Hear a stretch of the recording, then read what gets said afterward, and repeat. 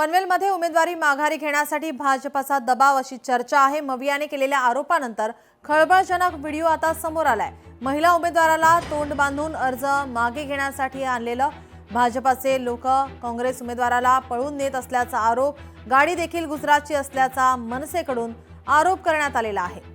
उमेदवारी मागे घेण्यासाठी भाजपचा दबाव अशी चर्चा रंगत असताना आता हा खळबळजनक व्हिडिओ समोर आलेला आहे।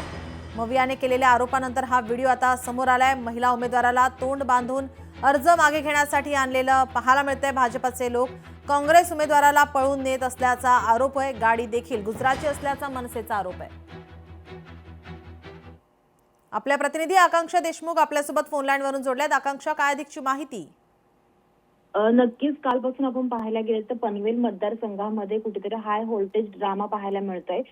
पनवेलमध्ये भाजपचे 6 उमेदवार हे बिनविरोध निवडून आले होते। त्यानंतर महाविकास आघाडीच्या नेत्यांनी मनसेने बरेच आरोप केले आहेत। ते म्हणजे की भाजपने महाविकास आघाडीचे जे उमेदवार आहेत त्यांना पळवून नेण्याचा आरोप केला होता। त्यानंतर आता एक खळबळजनक व्हिडिओ समोर आलेला आहे। त्यामध्ये म्हणजे काँग्रेसची महिला उमेदवार आहे तिने तोंड बांधून अर्ज मागे घेण्यासाठी आणलं होतं असं या व्हिडिओमध्ये दिसतंय। आणि हे आरोप आहेत ते कुठेतरी मनसेने केलेले आहेत। आणि त्यासोबत त्यांनी असं देखील म्हटलेलं आहे की ही गाडी देखील गुजरातची असल्याचं त्यांनी आरोप केलेला आहे। त्यामुळे या व्हिडिओमुळे एकच खळबळ उडालेली आहे। पनवेलमध्ये उमेदवारी माघार घेण्यासाठी भाजपचा दबाव असल्याचा आरोप देखील महाविकास आघाडीने केलेला आहे। त्यामुळे आता या व्हिडिओ नंतर काय चर्चा होते हे देखील पाहणं तितकंच महत्त्वाचं असेल।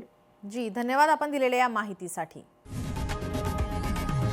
लोकशाही मराठी ऐका, पहा, जागरूक रहा।